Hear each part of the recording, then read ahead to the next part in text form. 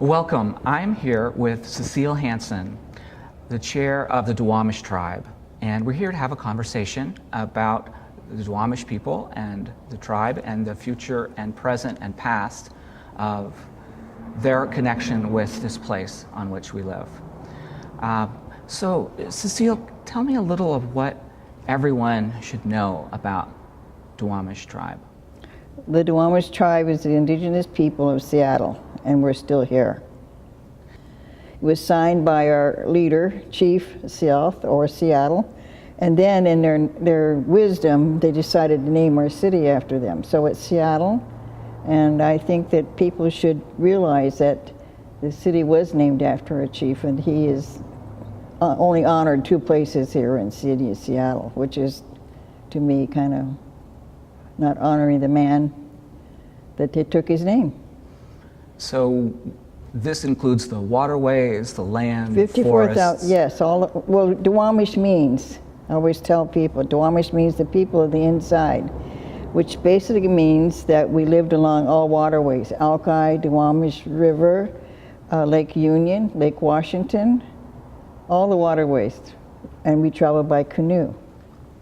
And so as we are still here on this land together, what is a good way for us to acknowledge that we are on Duwamish land when we hold a public meeting or when we want to respect the ancestry here? Well, if they had any knowledge, they would know that there is Duwamish, and they did sign a treaty, and they gave up a lot. And if they don't know, then they haven't studied the history of Seattle. And so the treaty was signed in 1855, is that right? Yes. And since then, there has not been recognition of the Duwamish tribe? Well, what happened was in the early 70s, 1973, 74, everybody was fishing. My brother was fishing in the Duwamish River, and he was always being cited and for fishing. And he said, the state fishery said he couldn't fish in that river, and he said, well, I'm Duwamish. And so he would come to my house, which I lived up here by the airport, and rant and rave and be very sad about, you got another citation. And so this one particular time, he said to me, you need to get involved. And I said, well, what do you mean get involved? Because he was getting tickets for fishing. Yeah. So I said, well, okay. So I start, and then he started advocating for the right to fish in the Duwamish River. So I got involved, but I didn't know what I was supposed to be doing other than following him. And then I met the chairman of the tribe, his name was Willard Bill. Well, Willard Bill stayed on a little while, and then we had a little meeting, and he said, I'm going to leave, and I was just wondering if you take the chairmanship in an interim basis, and we'll call a meeting. And what happened, I was elected chair, but I said, well, that's amazing. I don't know anything about being a chair. So I said, well, if I listen to a lot of people, and my brother ordered me to join Small Tribes of Western Washington, which was an organization of all the Puget Sound tribes, it was created by a gentleman up north, I can't think of his name right now, where it brought all the small tribes together to advocate on whether their needs, their struggles, their battles, and it still exists today. It was started in the early 60s, so we joined Stowe, and what we were fighting for at that time was fishing rights. So there's a small tribes group that's brought together, but before we get to that point, from 1855, while there was a tribe, there was still not any real recognition by the U.S. government of the Duwamish tribe. Well, I think there were. If Governor Stevens approached the tribes, their idea was to get land away from the natives so that settlers could come from the east to settle here. Yes. So that was the point of these treaties. Yes. So they approached our people, our leaders, to sign the treaty to give up their land, and with the promises of a reservation and hunting and fishing and medical and health and all that, which our tribe did not get. And then there have been a few instances of following up after you became chair to see about that recognition. Tell us a little about that. Well, what happened was, fighting for the fishing rights, we lost the right under the Judge Bolt case. So by that time, our wonderful government decided to create a number of objectives to prove who you are. In my opinion, after all that, I decided that, I really realized that that was a sort of a objective to get people involved in this project, to prove who you are. So naively, we joined that process to prove who we are. That started out in about 1977, and we began talking to our people, hiring historians, hiring law firms or legal people to help us. Now that went on for years, and then we put our petition into the federal government, but we received 2 negatives. I don't understand why we did that, because we were talking about our history. Yeah, and who I'm sorry though, you said that you had to prove who you are. How do you prove who you are? Do other people have to prove who they are?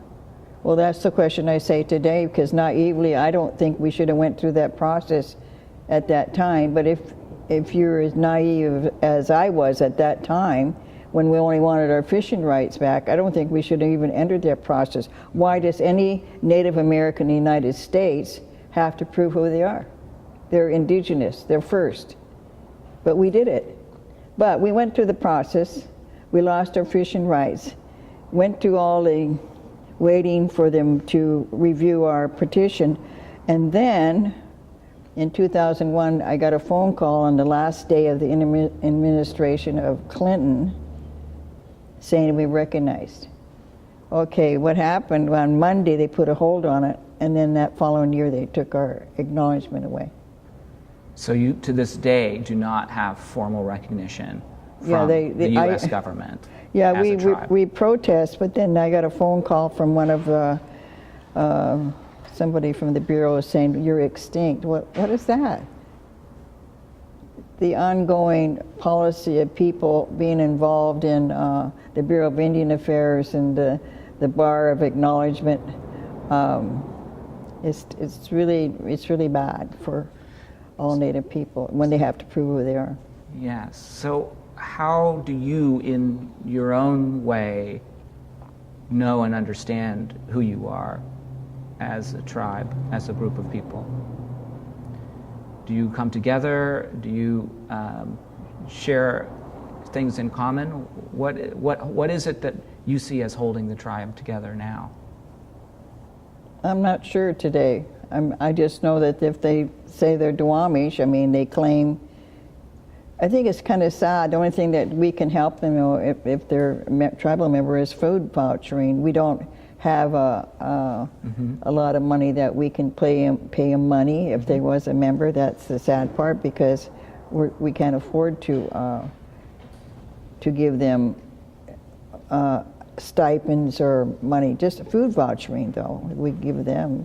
But it's really sad, because I think that they thought when we got acknowledged in 2001 that we were going to be able to,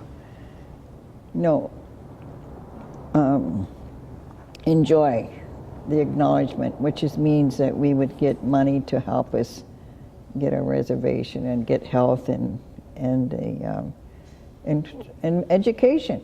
And all of these facts are, considered historically accurate, that the treaty was signed, that the land was promised and a reservation was promised, it was not fulfilled, that there was a recognition that was temporarily granted in 2001, but that was rescinded or not moved forward, and that things have stayed in a pending state, and effectively the land has simply not been recognized, and nor has the tribe. Well, the land is recognized by other people, but we never cede anything from that treaty, other than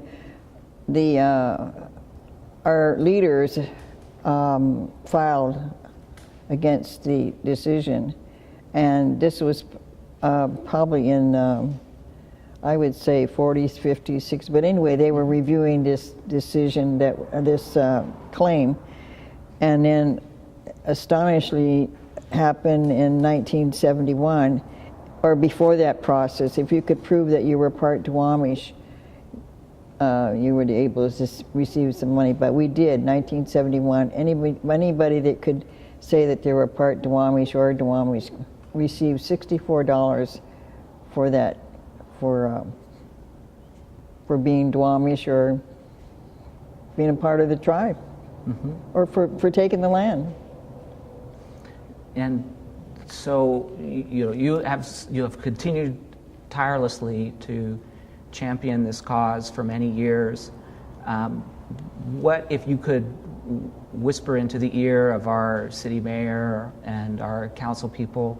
What would you say to the people who are on this land, who are either not recognizing you or unaware of your place here? What would you hope to plant in their minds? Well, I'm delighted to hear that we might be meeting with our mayor today. I have tried through the years to meet with the mayor. The only reason I would meet with the mayor 5 minutes of their time, would you pass a resolution saying the Duwamish tribe are the people of Seattle? Very simple. Pass a resolution, and that helps to plant a seed back in D.C. that the people, the leaders here in Seattle say, yeah, Duwamish is a tribe. But I haven't been able to have that. They have never wanted to meet with our tribe. So I'm hoping if we have a meeting with this that's supposed to be coming up tentatively, that I would ask for money to help to maintain our longhouse. Yeah. And so tell me about the longhouse. How did the longhouse come into being?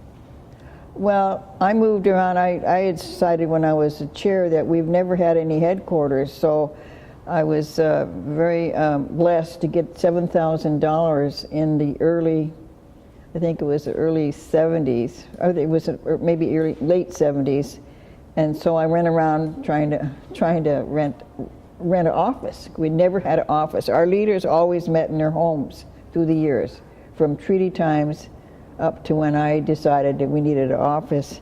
But I got this this statement from people, why do you want an office? I told them who I was. I said, because we need a headquarters.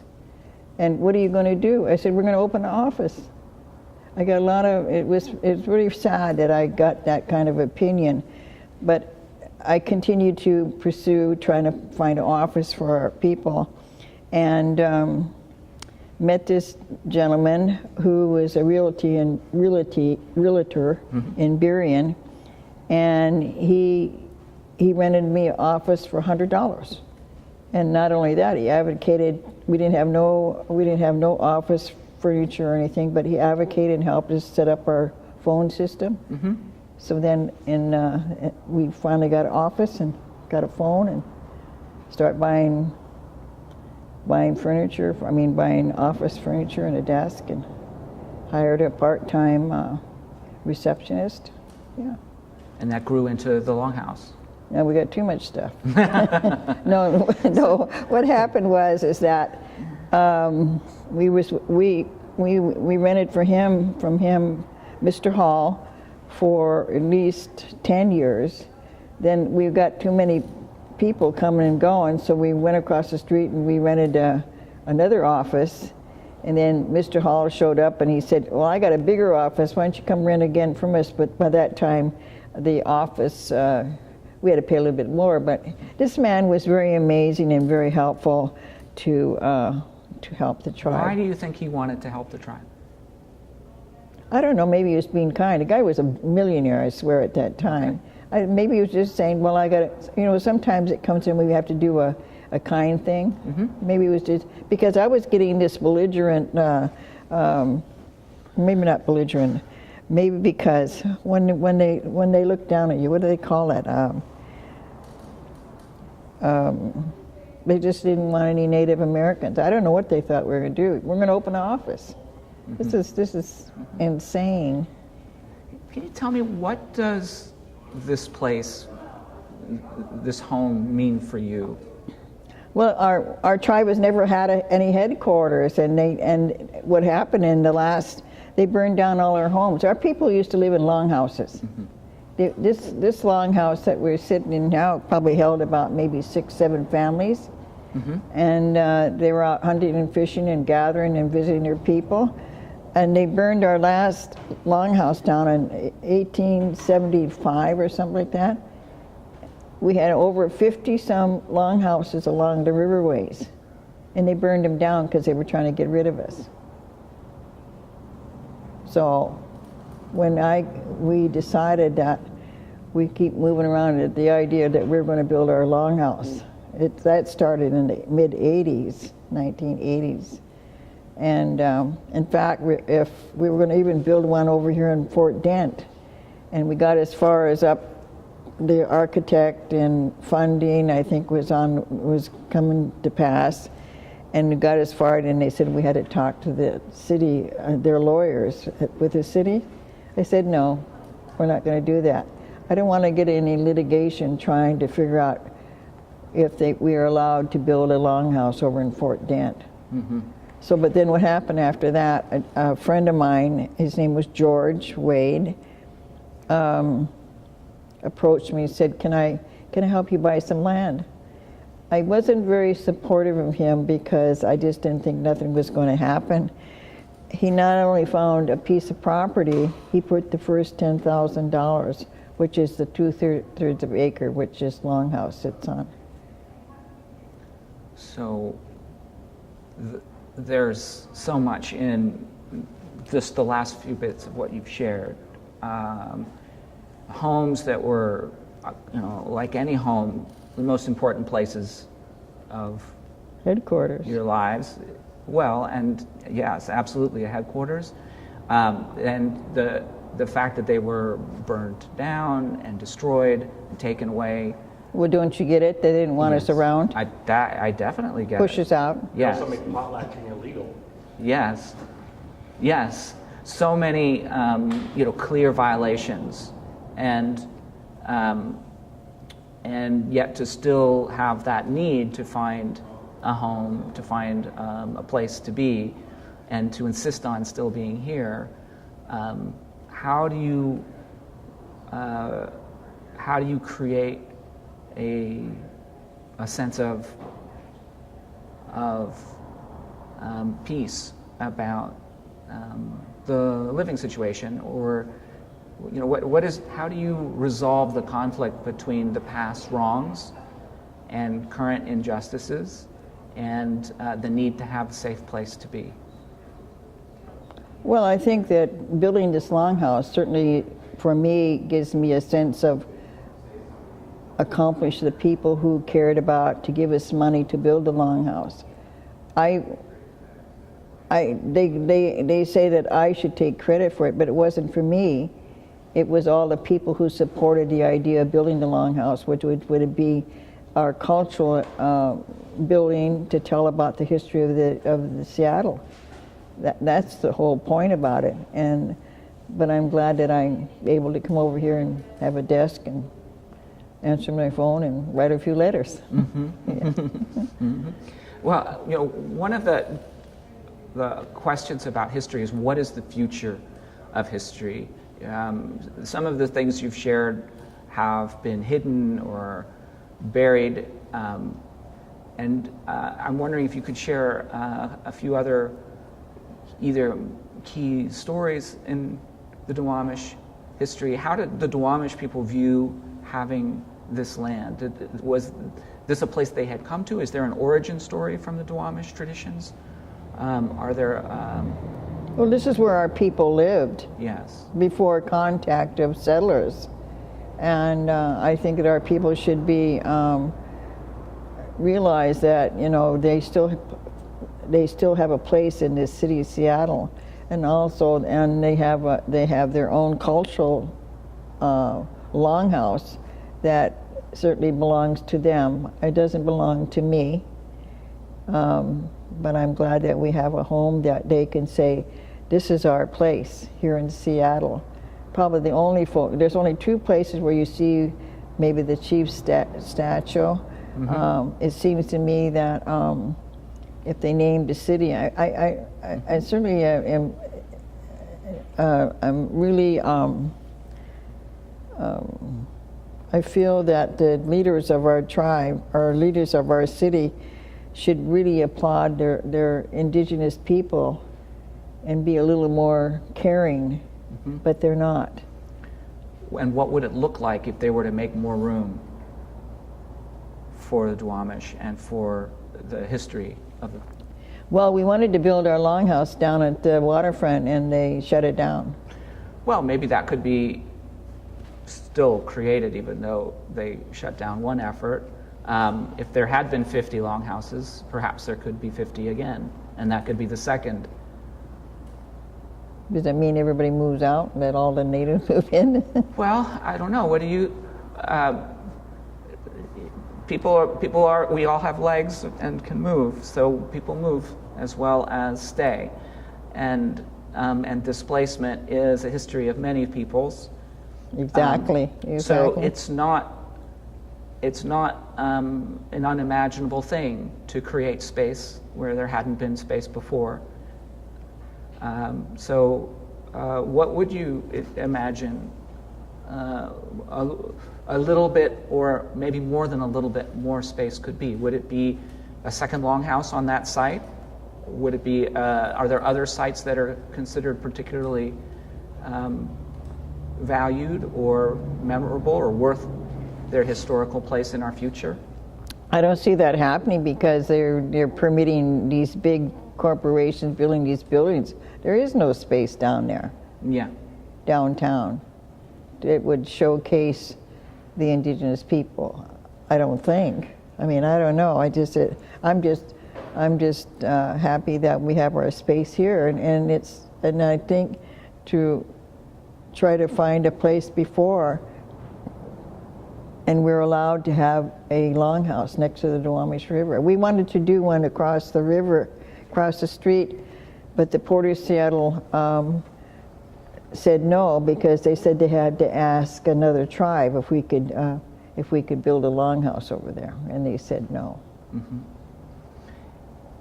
I'm curious, how do you find Duwamish people relating to non-natives who are here? Well, I'm sure.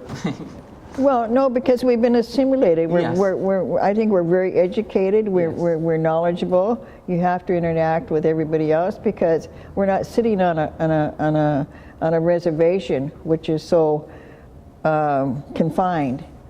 I mean, we have people that, like I said, absolutely are assimilated and educated and know about everything. I believe. Yeah. Well, and does that make it difficult to preserve the cohesion of the tribe, or is that goes hand in hand? No, I think it's if you think that you are. I mean, my ancestry. I'm part Norwegian and French and Italian, but it doesn't mean that I'm going to go and live in some other country. I know that I'm Native American. I know that I'm from the state of Washington.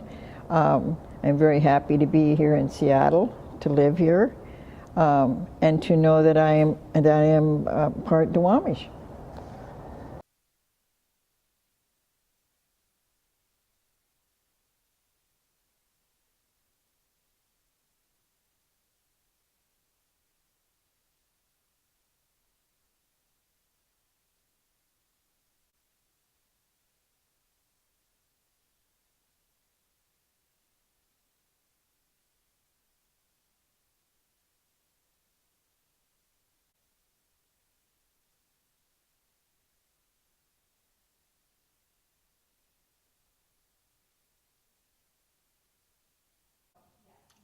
Now with audio, this is Princess Angeline, daughter of Chief Seattle, at her cottage at the foot of Pike Street, almost 1890.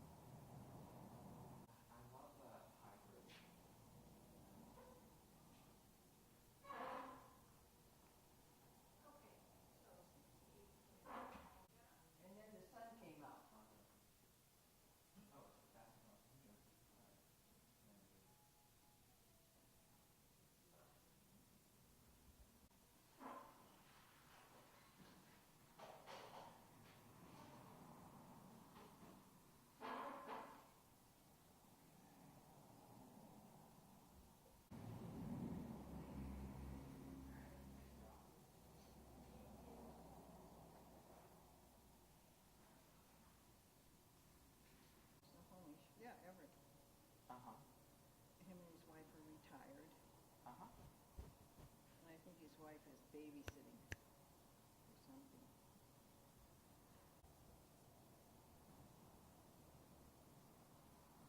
Yeah, I was expecting my grandson to show up. And he's got boys. Yeah. Huh. So he used to come and stay with us, and we'd say, Grandma, what can I do? So he'd be 5 or 6, he'd be out in my garden